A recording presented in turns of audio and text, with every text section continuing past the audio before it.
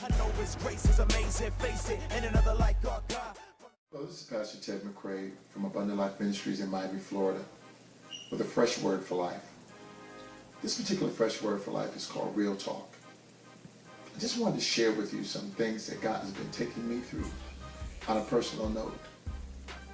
God has been dealing with my spirit and my heart about some issues of life. How soon we forget where God has brought us from and what He's done in our life. How soon we forget that He is the sustainer of our life. Too many times we take things for granted. We think that it should be this way because of who we are. But the Bible proclaims that we were a wretch undone. That it was nothing more than His grace and His mercy that has brought us this far. Today I want to share with you that we always should never forget where God had brought us from. Too many times we arise to a pinnacle or a place in our life that doesn't give God the glory that He deserves. We have to understand if it had not been for Him, we wouldn't be who we are and where we are. Some of us can just remember and reflect on what was going on in our life at a time when we didn't deserve. We knew that we were walking outside of God's plan. We knew that we were doing things that wasn't pleasing in His sight. But He looked down on us and He said, I love you in spite of what you're going through. I love you in spite of what was happening in your life. As Pastor McCray, as I share with you with Real Talk just says that I'll never forget what you've done for me, God. I'll never forget where you brought me from. I remember when there was a time in my life when I was so undeserving, so out of your will, so out of your way. But you looked down on me, you smiled at me, and you had enough love to allow me to repent and do things right.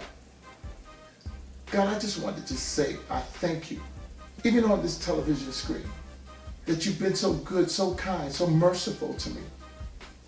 And I love you with all my heart. There are those of you that are sitting out there and you say, why would Pastor be so candid in this situation?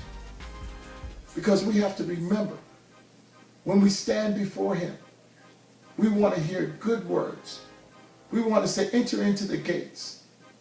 We want to hear God say, well done, thy good and faithful servant. We have to understand that the race isn't given to the swift, nor to the strong, but he that endureth. We have to understand that we have to not compromise. We have to stand still and trust God, even when we can't trace Him. In Real Talk, I'm speaking to those who are out there who understand that it was God's grace and His mercy that has brought us thus far. So this day, let us not forget that He's yet on the throne. And He deserves our praise and our worship. And Real Talk says, we love you, Lord, because you loved us in spite of. And we want to thank you and honor you. So today, wherever you are, don't forget to give God a thank you. Don't forget to reverence Him for who He is. Don't forget to say, I love you, God. Because it was nothing more than His love, His grace, His mercy that has kept you and has brought you this far. Reminisce, this and it. If I was